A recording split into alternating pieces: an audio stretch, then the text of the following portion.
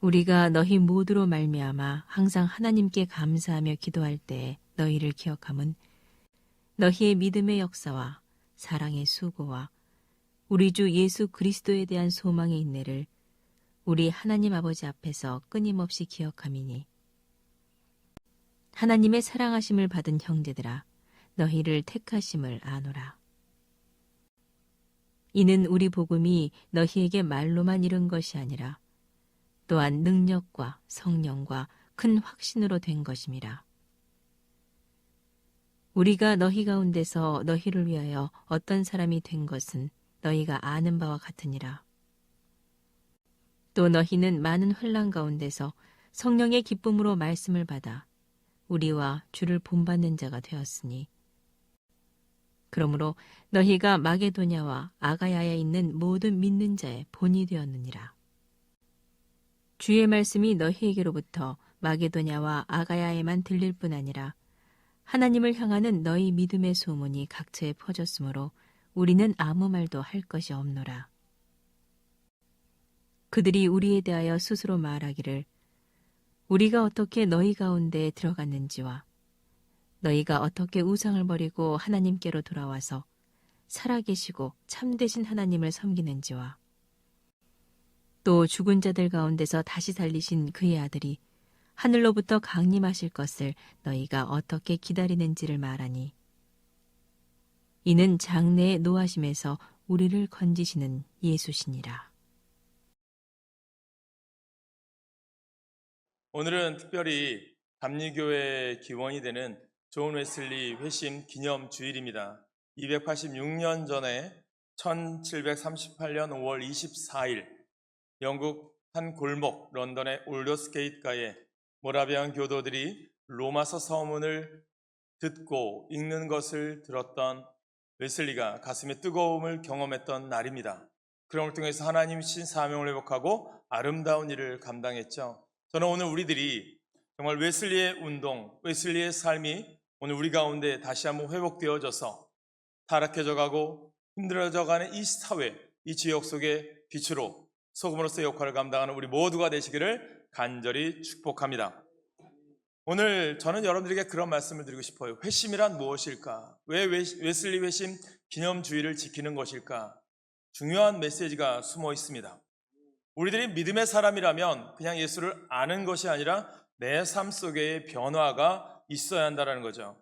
그것을 회심이라고 저는 드리고 싶습니다. 분명히 알아야 됩니다. 웨슬리가 오늘 우리들에게 다시 한번 이 땅에 말씀을 전한다면 무엇을 전하고 싶을까? 웨슬리가 주옥같이 설교했던 내용들이 44편 정도 정리된 웨슬리 표준 설교집이 있는데요. 저도 그 설교집을 보면 그게 주옥같은 18세기의 영국을 향해서 외쳤던 복음의 메시지가 주옥같이 들어있더라고요. 그 책 서문에 보면 이런 내용이 있어요. 이 설교를 통해서 내가 참된 신앙의 본질로서 의도하고 가르치려 했던 구원의 도리가 무엇인지를 알게 될 것입니다 라고 말씀을 합니다. 무엇이냐면 우리는 예수 그리스도로 말미암아 주님의 자녀가 된 하나님의 거룩한 백성인데 자녀됨의 표징이 필요합니다.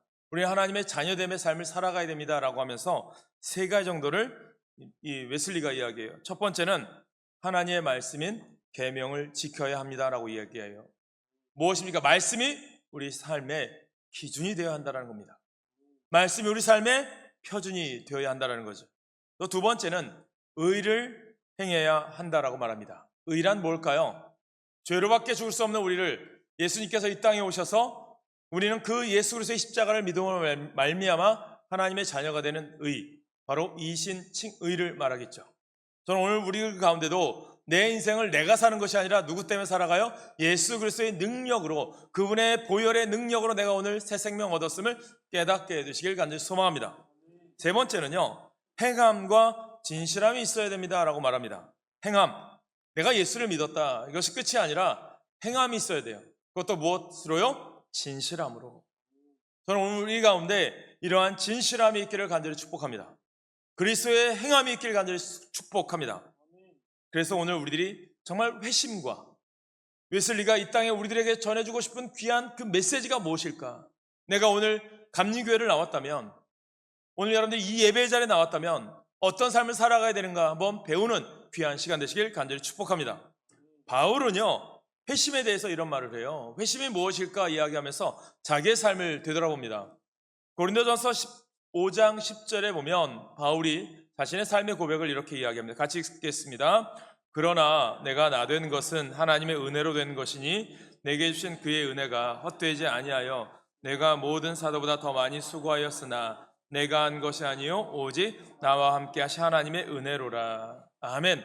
무슨 의미입니까? 예수를 믿는다라고 하는 것, 회심이라고 하는 것은 그 전에는 바울이 예수 믿는 사람들을 사로잡아서 그들을 감옥에 보내는 게 올바른 삶이라고 했는데, 내가 예수 그리스도를 말미암아 예수를 만난 삶을 통해서 어떻게 했느냐? 내가 사는 것이 내 조건, 내 능력, 내 의를 나타내는 것이 아니라 나는 죽어지고 내 안에 예수의 능력으로 살아가는 거다. 이것을 우리에게 전해주는 거예요. 그러므로 내가 오늘 잘해서 뭔가 이룬 것이 아니라, 내가 뭔가 열심히 해서 이룬 것이 아니라 누가 도와주셔요? 하나님의 은혜로 도와주셔서 여기까지 왔다. 그 고백을 한 거예요. 다른 사도들보다 내가 더 많이 수고했는데 그 수고의 능력이 아니라 누구의 도움이에요? 하나님의 도우심이다. 저는 오늘 여러분 가운데도 지금까지 여기까지 인도하신 그 하나님을 날마다 경험하시기를 간절히 축복합니다. 그림자만 보며 살던 마틴 루터는요, 은총의 빛을 향해 돌아선 후에 성체와 같이 단단한 사람이 되었습니다. 그리고 자기 의를 추구하던 삶에서 의롭다 하신 이를 바라보는 삶으로의 전환이 바로 진정한 회심이다 라고 루터는 이야기합니다. 그렇다면 오늘 우리가 보고자 하는 웨슬리의 회심은 무엇일까? 웨슬리가 추구하고자 했던 영국 사회를 변화시켰던 그 운동은 무엇일까?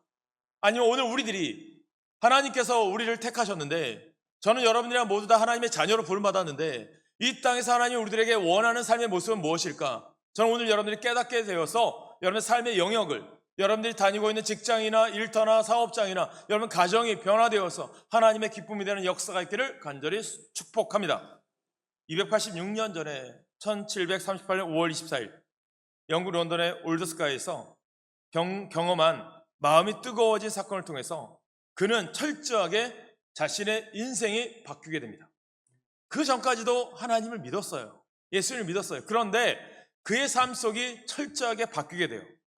단번에 완전해졌다는 것이 아니라 이 경험을 통해서 내가 살아왔던 과거의 나의 모습은 나의 의를 위해 살아왔구나, 내 욕심이었구나, 이것을 깨닫고 나서 이제는 나의 욕심이 아니라 누구의 도우심을 의지하여 살아가요? 하나님의 도우심을 의지하여 살아간다는 것입니다.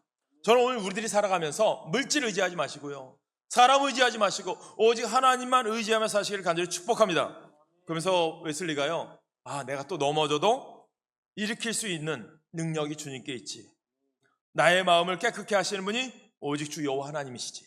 이것을 깨달았습니다. 그렇다면 오늘 우리는, 믿음으로 사는 우리들이 회심의 경험이 있으십니까? 오늘 내가 주님을 믿는다고 하면서 주님을 향한 내 삶의 모습이 변화된 것이 있습니까? 오늘 우리 마음이 향하고 있는 것이 어디인지를 보면 삶이 바뀌었는지, 회심의 삶이 있는지 없는지를 알 수 있어요. 뭐냐면 여러분들 마음이 어디가 있어요? 땅에 속한 지체의 일들, 음행, 더러움, 정욕, 악한 욕망, 탐욕이 우리를 지배하고 있는 것은 아닌가? 이것이 지배하고 있다면요, 아직 우리는 회심을 경험하지 못한 거예요. 저는 오늘 여러분 가운데 잘못된 삶을 부끄러워하며 뉘우치는 삶을 사시는 것도 회심입니다. 삶의 방향이 완전히 바뀌는 것도 회심입니다. 주님의 공생애를 시작하시면서 우리에게 원하는 게 뭐예요? 주님도 복음을 전하면서 오늘 예수 그리스도를 믿는 우리들에게 원하는 게 뭘까요? 회개입니다. 철저하게 회개하라, 천국이 가까이 왔느니라. 그래야 천국 백성다운 삶을 살아가는 거예요. 그런데 여러분 삶의 목적이 어떤 삶이 되어야 되느냐? 주님을 닮아가는 삶, 하나님이 기뻐하는 자의 삶을 살아가는 여러분 되시길 간절히 소망합니다. 그런 삶을 살아가다 보면 하나님께서 여러분 가운데 하나님 안에서의 성공, 하나님 안에서의 꿈을 이룰 수 있는 영광이 임하게 될 줄 믿습니다. 그런 깨달음을 얻었던 바울이 골로새서 3장 1절에 이런 말씀을 합니다. 같이 읽습니다. 시작. 그러므로 너희가 그리스도와 함께 다시 살리심을 받았으면 위의 것을 찾으라. 거기는 그리스도께서 하나님 우편에 앉아 계시느니라. 아멘. 어떤 의미입니까? 주님을 바라보라는 거예요. 물질, 세상, 명예, 권세가 아니라 주님 바라보면, 하나님의 일 하다 보면 하나님께서 도우신 은혜와 복을 경험하게 될 줄 믿습니다. 공중에 나는 새를 보아라. 들에 피는 들풀이나 꽃을 다 보아라. 그는 아무런 수고도 하지 않았지만 때를 따라 먹을 것이 공급되어져요. 누구의 도우심으로? 하나님의 도우심으로. 오늘 우리들도요, 하나님의 도우심으로 살아가시길 간절히 축복합니다. 그래서 웨슬리는요, 그의 중심적인 부흥과 그의 삶의 모습은 어떤 것이냐? 속죄의 확신과 구원의 확신이 마음에 불타오르면서요, 가슴이 뜨거워지는 경험을 통해서 오게 된 거예요. 여러분, 그 확신은 어느 때 오느냐? 말씀을 들을 때 오는 줄 믿으시길 간절히 소망합니다. 믿음은 들음에서 와요. 그럼 말씀을 가까이 하셔야 돼요. 그 말씀을 사모하시라는 거예요. 그 말씀을 간절한 마음으로 기대하시라는 거예요. 오늘 하나님이 나에게 주신 말씀, 내가 그 말씀대로 살아야지. 내가 오늘 그 말씀대로 내가 실천해야지. 그래야 내 것이 되는 거고요. 그래야 주님을 경험하는 삶을 살 줄 믿습니다. 때로는 그 길이 어려울 수 있어요. 고난의 길이 다가올 수 있어요. 기도 학교를 통해서 계속 말씀드려요. 내가 열심히 기도하는데 고난이 다가와요. 내가 기도를 시작하는데 또 어려움이 다가와요. 그러나 그것이 끝이 아니라 그 고난을 견디고 이겨나가는 자에게는 하나님의 놀라운 응답의 역사가 있음을 믿으시길 간절히 축복합니다. 그래서 기도는 반드시 응답됩니다는 것을 배웠어요. 1738년 이 순간은요, 웨슬리 생의 최고의 순간이에요. 그가 이 경험한 이후에 고령 82세 하나님의 부름에 이르기까지 사람들을 도움을 주고 전국을 일주하면서 복음을 증거하는 일에 노력을 아끼지 않았어요. 오늘 우리들이 그러한 삶 사시길 소망합니다. 어떻게 살 수 있을까요? 첫 번째 우리가 회복해야 될 게 뭐냐면 뜨거움을 회복하시길 소망합니다.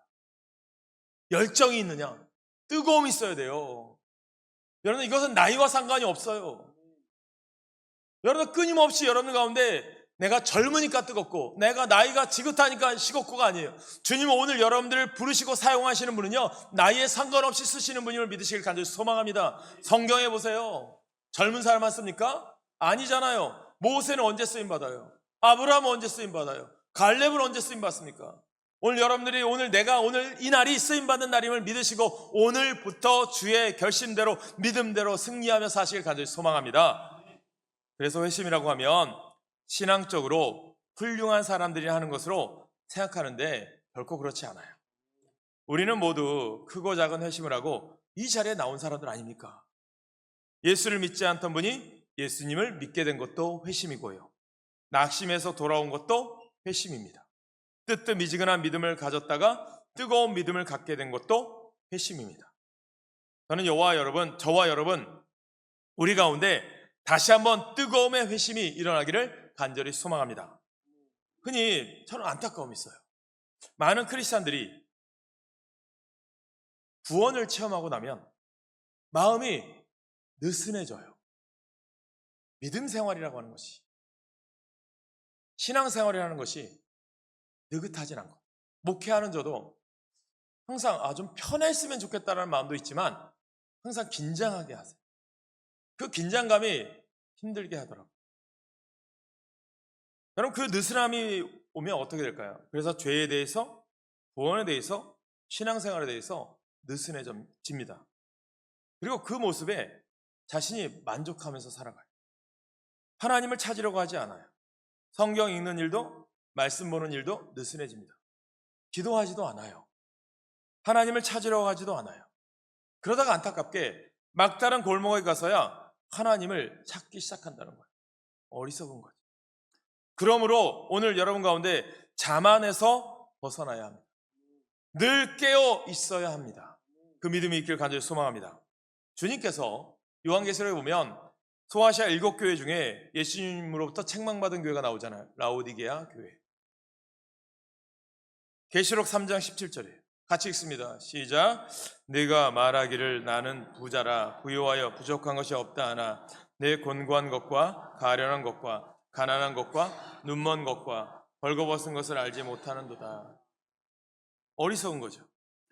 우리의 열정이 떨어지기 쉬운 때는 우리의 삶이 어떻게 보면 넉넉할 때가 아닐까요?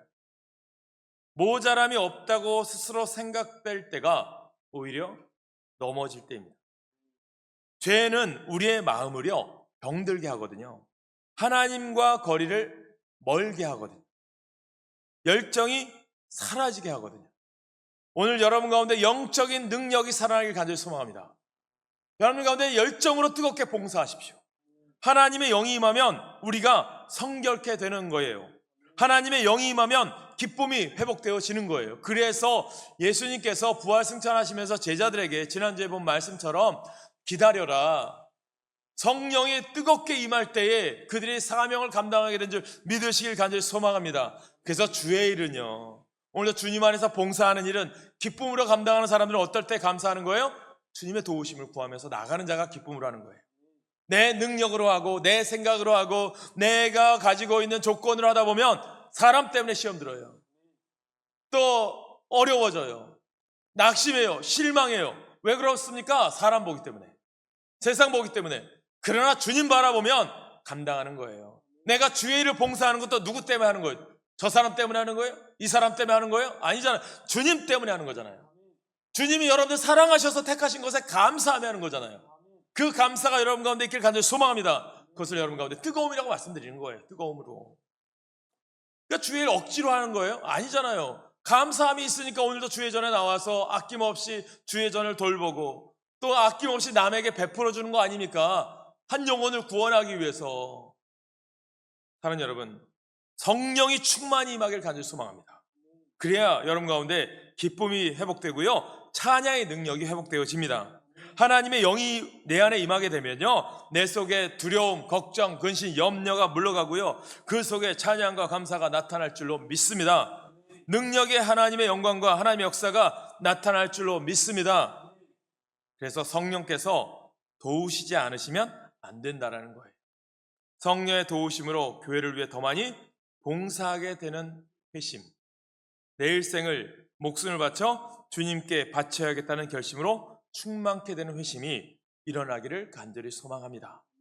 그래서 웨슬리는요, 그런 얘기도 해요. 주머니가 회심하지 않으면 진정한 회심이 아니다. 뭐예요? 베풀지 않으면, 실천하지 않으면. 이 시간 오늘 여러분 가운데 하나님의 일을 위하여 봉사하고 헌신하고 베푸는 여러분 삶 속에 성령님의 능력의 역사가 일어나길 간절히 축복합니다. 두 번째는요, 우리는 많은 사람이 변화되기를 원해요. 마찬가지로 우리 교회도 많은 사람들이 변화되어서 하나님의 위대한 일을 감당하기를 원해요. 그러나 오늘 주님은 한 사람부터 시작하기를 원하는 거예요. 오늘 예배드리러 나온 여러분 한 사람 한 사람이 주님의 사람으로 변화되는 역사가 있기를 간절히 축복합니다. 예전에 한 주목했던 김익두 목사님이 계시잖아요. 어떤 사람이 김익두 목사님 지나가길래 진짜로 회심하는지 회심하는 테스트하기 위해서 꾸정물을 부었어요. 그래서 김익두 목사님 화가 난 거죠. 그래서 그분한테 무엇을 얘기한 줄 아십니까? 옛날 같으면 한 주먹 했겠죠. 그런데 그 사람에게 당신 복 받은 줄 아십시오. 내가 예수 믿어서 당신이 살아난 겁니다. 이 말을 김익두 목사님이 이런 얘기해요. 회심은 웨슬리 목사님이 하고 구원은 영국 사회가 받았다. 18세기 당시 영국 사회는요, 한마디로 무질서한 혼란의 시대였습니다. 산업혁명이 일어나고요, 경제적으로 부유화해지기 시작해요. 그런데 영적으로는 타락해요. 18세기 영국 국교회 성공회였습니다. 생명력이 없었어요. 산업 현장에 나가다 보니까 아이를 돌볼 사람이 없어요. 그래서 웨슬리 목사님이 한 이유가 교회학교가 시작되었어요. 주일학교 시작했어요. 아이들이 외면되어서 세상에서 노는 게 아니라 교회 와서 놀아라. 말씀도 가르치고 같이 교제하는 거예요. 저는 그래서 우리 교회가요, 다음 세대가 언제든지 우리 교회 학교에 와서 교제하고 나누는 시간이 필요한 거예요. 여러분 교회 언제든지 주중에라도 여러분 필요한 장소가 있다면 언제든지 쓰십시오. 예배의 지장이 없다면. 그래서 여러분들 가운데 우리 교회 안 나오는 분들이죠. 토요일날 와서 플룻 연습도 해요. 그러나 그 영향력이, 우리 교회가 하나님이 세우신 것은 그들이 교회 와서 장소지만 그래도 이곳에 무료로 쓸 수 있다는 것에 감사함을 느끼고 나중에라도 교회가 이런 사랑을 베풀었음을 알면 예수의 마음이 언젠가 들어가겠죠. 저는 그런 마음을 품는 거예요. 여러분 유진벨 재단에 린턴인 그 북한의 결핵약을 돌보고 공급하거든요. 의료 검진차도 공급했어요. 예전에 달 공동체 최일도 목사님이나 인천 내리교회에서도요, 감리교회죠, 검진차를 보냈어요. 엑스레이. 얼마나 열악한지 몰라요. 그런데 교회 이름을 써서 보낸대요. 복음을 전하지 못하니까. 언젠가 북한에 복음이 들어가면 교회들이 우리를 도왔구나. 그렇다면 예수의 마음이 더 잘 심길 것 아닙니까? 오늘 우리들이 그런 마음이 있어야 된다는 거예요. 사랑하는 여러분, 교회는요 생명력이 있어야 되는 거예요. 영국 교회들이 습관적으로 교회 출석했으나 사회의 불신앙, 부도덕, 설교도 있었으나 도덕적인 강연, 노동자와 빈민들은 버려져 있었어요. 교회의 타락은 사회의 타락으로 이어졌어요. 이것은 원리와도 같습니다. 당시의 영국은 음란, 도박, 음주, 정부가 복권을 장려해서 국민들 사이에 타행심으로 가득 찼습니다. 오늘 우리나라의 사회와 얼마나 흡사합니까? 소망이 없던 영국 사회가 변화된 웨슬리 한 사람의 복음으로 인해 변화되기 시작했습니다. 보면 지금도 우리나라 강원도 정선에 가면 감리교회들이 있어요. 카지노가 있잖아요. 그 앞에 보면 정말 힘들어하는 사람들을 위해서 복음 전하는 목사님들이 계시더라고요. 감사한 거죠. 그래서 웨슬리는 이것을 사회성화라고 얘기해요. 개인적으로도 개인 성화가 있지만 사회 성화도 이루어져야 된다. 사회를 변화시켜가는 거죠. 그 웨슬리는 어떻게 해갔느냐? 자기 한 사람으로부터 시작했어요. 소망이 없던 영국 사회가 변화된 웨슬리 한 사람의 복음운동으로 인해서 변화되기 시작합니다. 그를 따르던 사람이 생기고 그 살아던 사람들을 영적으로 훈련시켜서 무엇을 만들어요? 속회를 만들어요. 선교회를 만들었어요. 여러분들 선교회를 모여라, 속회를 모여라 하는 이유가 뭔지 아세요? 모여서 여러분들이 먹고 마시고 즐기라는 게 아니라 모여서 기도하고 어려운 사람을 돕고 우리 선교회에 힘든 사람을 도와주고 속회에 서로 중보 기도해주고 하나님의 사랑을 나누는 공동체, 그것이 하나님이 원하는, 웨슬리가 원했던 속회였어요. 소그룹이었어요. 그러면서 사회복지기관도 만들었어요. 이 땅에 복음이 들어올 때요, 여러분, 이 땅에 많은 복음이 들어와서 장로교도 들어오고 감리교도 들어오고 많은 교파들이 복음을 전할 때 보면 제일 먼저 한 게 뭔지 아세요? 학교를 세워요. 병원도 세워요. 어려운 사람들 돌봐요. 풍토병에 걸려서 죽어나가면서까지도 복음을 전하면서 의료를 베풀어요. 왜 그렇게 했을까요? 주님의 사랑이기 때문에. 오늘 주님은 여러분 한 명 한 명이 그러한 사랑의 사람이 되기를 원하는 거예요. 웨슬리는 영국이 노예제도로 어렵게 망해가고 있을 때 그 사회를 변화시키죠.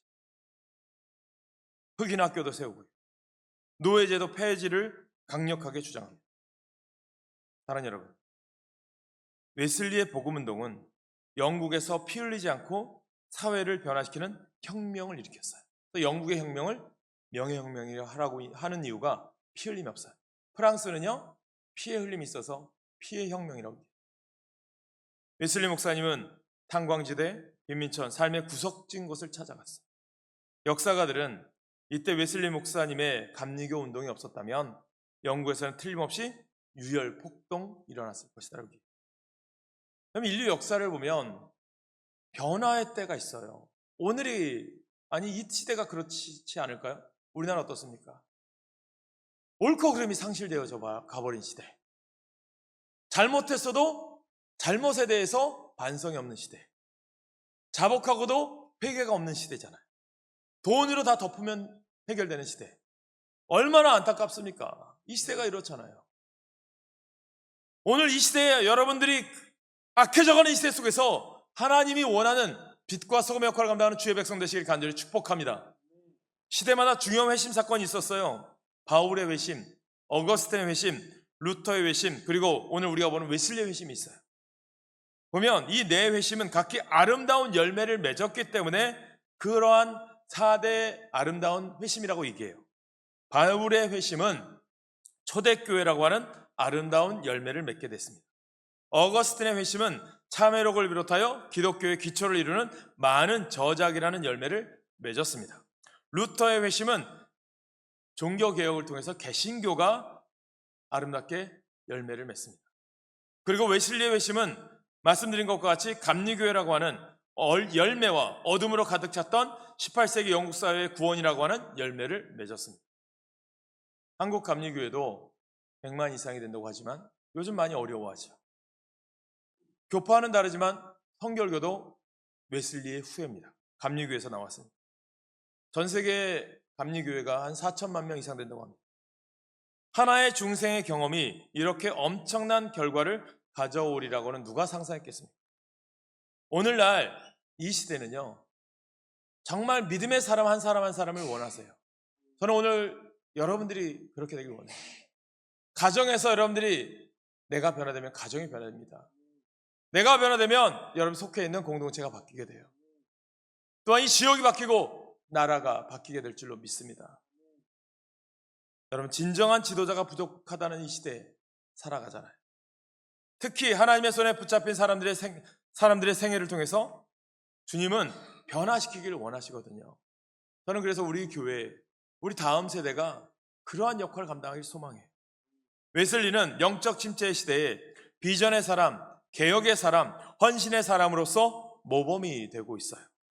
웨슬리 운동이 이 땅에 다시 한번 오늘 여러분들을 통해서, 나를 통하여 꽃이 피시기를 간절히 소망합니다. 주님은 오늘 여러분들 사용하기 원하는 거예요. 세 번째, 우리가 사는 이 땅에요, 웨슬리가 꿈꾸었던, 웨슬리가 행했던 운동이 필요한 거예요. 당시 웨슬리는, 영국 사회는 참으로 비참하고 열악했어요. 웨슬리는 가난한 자들에 관해서 구호 차원을 넘어서 이들의 비참한 상황을 개선하고 제거하는 것을 기독교 사명으로 보여준 사람들입니다. 당시 메토디스트 감리교인들은 공궁에 처해 있는 자들 돕기 위해서 매주 모금 운동을 했어요. 이것이 일편인식 거두었던 속회의 시작이거든요. 농사의 작황이 안 좋을 때에는 또 특별 모금을 해서 도왔어요. 때는 웨슬리가 직접 거리에 나가 모금을 하기도 했어요. 실직자들을 위해서 목가 손질과 방적 일을 할 수 있는 길을 열어주기도 했습니다. 그래서 기숙사 학교 제도로 1748년에 새롭게 설립한 킹스우드 학교에서는 여러 가지 학문들을 가르쳐요. 다음 세대의 신앙으로 양육해요. 웨슬리는 이렇게 삶을 이끌어간 거죠. 사랑하는 여러분, 영국 교회는요, 후미를 대단히 중요하게 여기는 교회였어요. 웨슬리의 이 사역을 못마땅히 여겼거든요. 그런데 웨슬리는 뭐라고 얘기합니까? 유명한 감리교회 구호예요. 세계가 나의 교구입니다. 사랑하는 여러분, 저는 우리 교회가 웨슬리의 후예잖아요. 오늘 우리들은 믿음의 삶을 살아가는 우리 그리스도인들이잖아요. 그렇다면 정말 우리가 속해 있는 나의 가정이 교구가 되고, 나의 지역이 교구가 되고, 이 나라가 나의 교구가 되십시오. 복음을 전할 사람들을 택하라는 거예요. 그들에게 아름다운 일을 감당하라는 거예요. 그래서 오늘 데살로니가전서 1장을 같이 나눈 거예요. 데살로니가 교회 같은 교회가 바로 우리 교회가 되었으면 좋겠어요. 데살로니가 교회는요, 사도 바울이 제2차 전도 여행 때 개척한 교회입니다. 그 교회를 개척하는 동안 유대인들의 위협, 박해, 회방이 너무나도 심했어요. 그래서 가까스로 교회를 개척했어요, 어렵게. 그런데도 유대인들의 방해가 계속됩니다. 그래서 교회가 아직 교회다운 면모를 갖추지 못하고 미성숙한 상태인데, 바울이 또 복음을 전하기 위해서 다른 곳으로 가야 했어요. 그 후로 바울은 항상 자신의 마음속에 이 데살로니가 교회에 대한 마음이 있는 거예요. 내가 떠나왔지만 그 교회가 제대로 서가고 있는가, 그 교회가 잘 되었으면 하는 마음, 또 믿음으로 어렵게 신앙생활을 하는 사람들이 복받았으면 하는 마음, 목회자의 심정이거든요. 저는 오늘 우리 여러분들의 가정이 믿음으로 열심히 살아가는 사람들, 어렵게 봉사하고 헌신하는 분들 보아요. 때로는 가진 것이 없어도 주의 전을 위해서 또 베푸는 일에 애써서 헌금하는 분들이 계시거든요. 다 알아요. 근데 그분들이 저는 그런 마음인 거죠. 잘 됐으면 하는 마음, 복 받았으면 하는 마음이 있는 거예요. 바울도 그 마음이었겠죠. 저도 여러 교회에서 목회를 했는데 정말 열심히 하고 목회자를 위해서, 교회를 위해서 정말 아낌없이 기도하고 헌신했던 그분들을 지금도 생각해요. 그분들을 보면 복 받아야지, 잘 돼야지, 그런 마음이 있거든요. 가끔씩 그 소식이 들려오면 감사할 때도 있죠. 바울이요, 데살로니가 교회에 대한 궁금함이 있었겠죠. 그래서 자신의 제자 디모데를 데살로니가 교회에 보내요. 잘 모이고 있는지, 박해는 잘 견디고 있는지, 궁금한 거죠. 그랬더니 소식이 들려.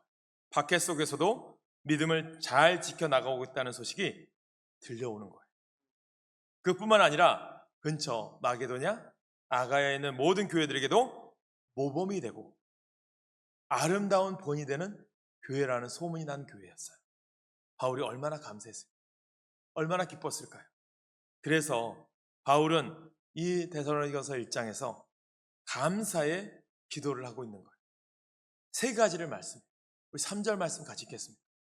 3절 시작. 너희의 믿음의 역사와 사랑의 수고와 우리 주 예수 그리스도에 대한 소망의 인내를 우리 하나님 아버지 앞에서 끊임없이 기억함이니. 아멘.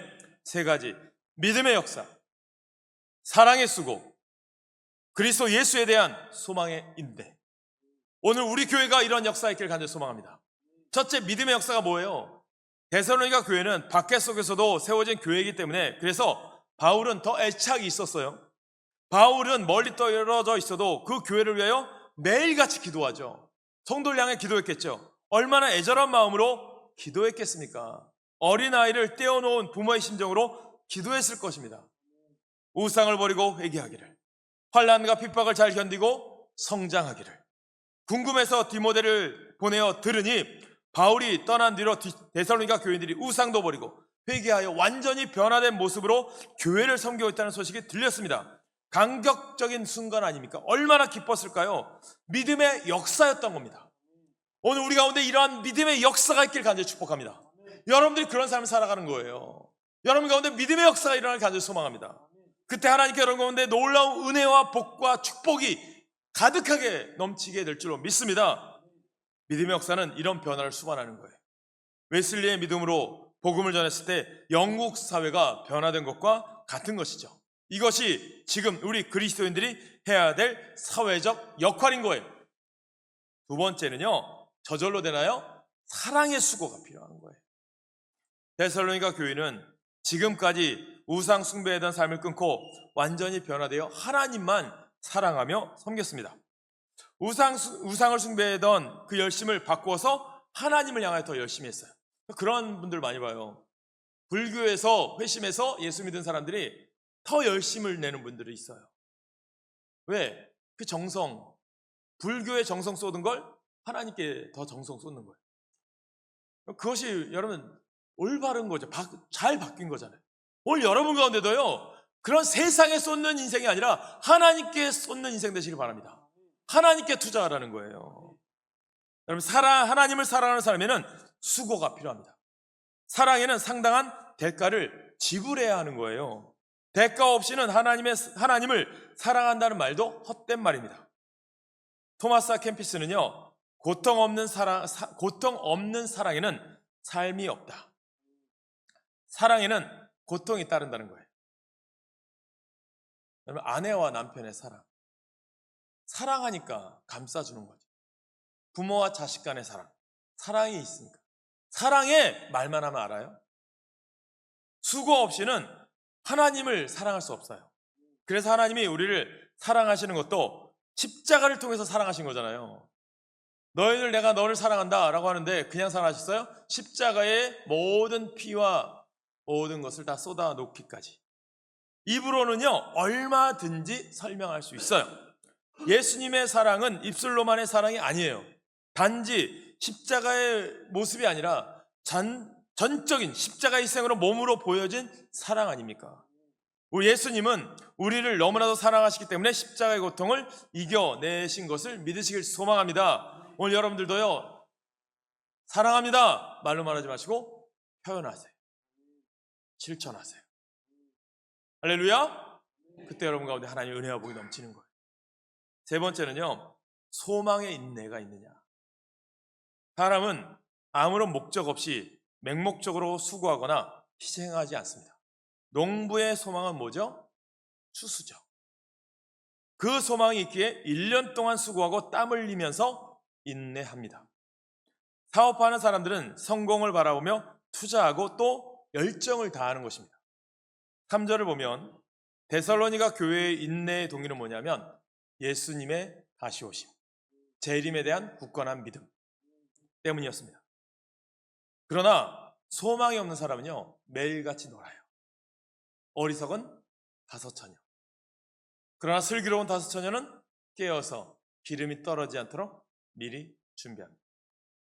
우리의 신앙은 회심전 웨슬리처럼 개인의 경건으로 끝나는 것이 아니어야 돼요. 성령의 충만함을 받고 뜨거운 신앙으로 하나님을 사랑하고 사회를 변화시키는, 사회에 영향을 주는 믿음의 사람 되시길 간절히 축복합니다. 우리 교회가 그런 교회, 웨슬리의 후예들이 되시길 간절히 소망합니다. 그래서 저는 꿈꾸는 거예요. 저의 소망인 거죠. 여러분들이 복받고 잘되고 또 사업도 잘되고 하는 일이 잘 되어서 여러분들 또 어려운 사람들 도와주고 또 베풀어주고 또 우리 교회가 또 교회를 돕고 선교를 돕고 아름다운 일을 감당하는 교회가 되기를 원하는 거예요. 여러분들이 그런 일들을 우리에게 주시거든요. 근데 보면 풍성하게 주어서 시키시지 않으시죠. 어려울 때 시키시더라고요. 이게 진리인 것 같아요. 근데 하나님께서 어려운 사람들에게 더 헌신하게 하시잖아요. 마지막 남은 것을 종을 위해서 주라고 하시죠. 여러분, 그게 쉬울까요? 예수님을 따랐던 사람들을 보면 풍성해서 따랐나요? 아니에요. 가진 것을 다 하나님께 드려요. 풍성해서 드린 게 아니죠. 근데 그것이 축복의 통로가 돼요. 마르지 않는 은혜의 축복의 기름이 되어져요. 성경은 우리에게 그걸 말씀하고 있어요. 목사인 저도 마찬가지고 여러분들도 마찬가지. 이것이 저는 우리들에게 하나님이 주시는 테스트라고 봐요. 그런데 여러분, 이것을 이겨나가고 나면 어려운 가운데도 하나님께 헌신하고 봉사하는 자에게는 하나님의 놀라운 축복이 여러분에게, 자손에게, 그 자녀에게 더욱 크게 넘칠 줄 믿으시길 간절히 축원합니다.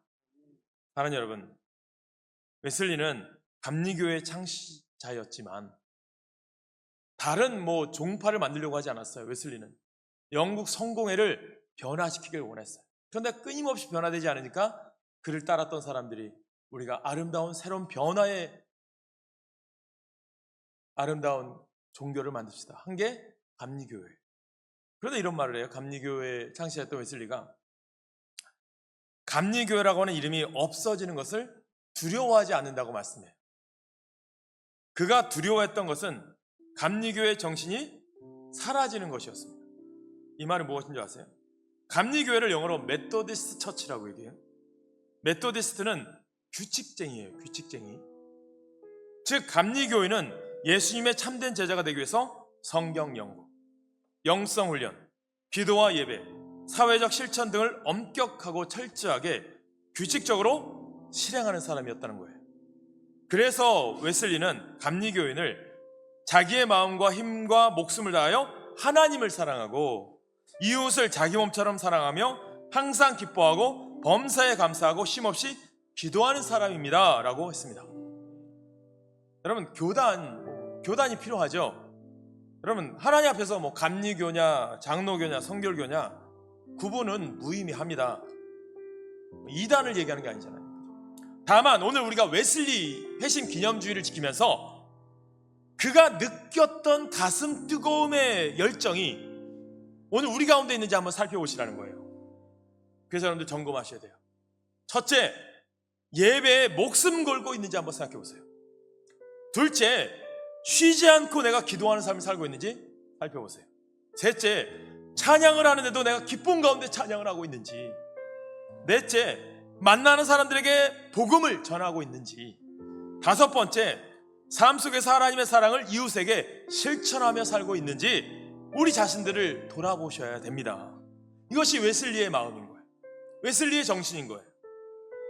여러분, 사명감에 불타는 그리스도인이라고 해도요, 계속해서 하나님의 음성을 듣지 않으면, 하나님을 바라보지 않는다면 어떻게 될까요? 하나님의 영은 점처럼 물러나서 우리를 우리 자신의 마음의 어두움에 내버려 두실 수도 있는 겁니다. 그래서 사도 바울은 말씀합니다. 로마서 11장 20절이에요. 돌토다 그들은 믿지 아니함으로 꺾이고 너는 믿음으로 섰느니라. 높은 마음을 품지 말고 도리어 두려워하라 라고 말씀합니다. 그러면서 바울이요 고린도전서 10장에 뭐라고 얘기합니까? 그런즉 선질로 생각하는 자는 넘어질까 조심하라. 항상 깨어있으라는 거예요. 하나님의 자녀로 부름받고 동행하는 우리 하나중앙교회 믿음의 성도 여러분, 언제든지 항상 깨어서 하나님의 음성을 듣는 귀를 기울이는 삶을 살아가는 여러분 됩시다. 언제 어디서나 어떤 상황에서도 삶이 힘들어도 저 높은 곳을 향하여 그 발걸음을 걸어가며 나고자가 되지 맙시다. 오히려 주님은 철로 역정을 향해 가는 우리들에게 세상에 헛된 것 다 내어버리라는 거거든요. 그리고 주님 바라보라는 거거든요. 그때 하나님이 도와주신다는 거예요. 네 옆에 누가 있느냐? 내가 너와 항상 함께 있으리라. 그 믿음으로 승리하는 여러분 되시길 간절히 소망합니다. 끝까지 영생을 소유한 천국 백성으로 살아갑시다. 그래서 범사에 승리하고 하나님 나라의 영광을 돌리는 복된 승리하는 삶의 주인공, 오늘 우리 여러분이 모두가 되시길 간절히 축복합니다.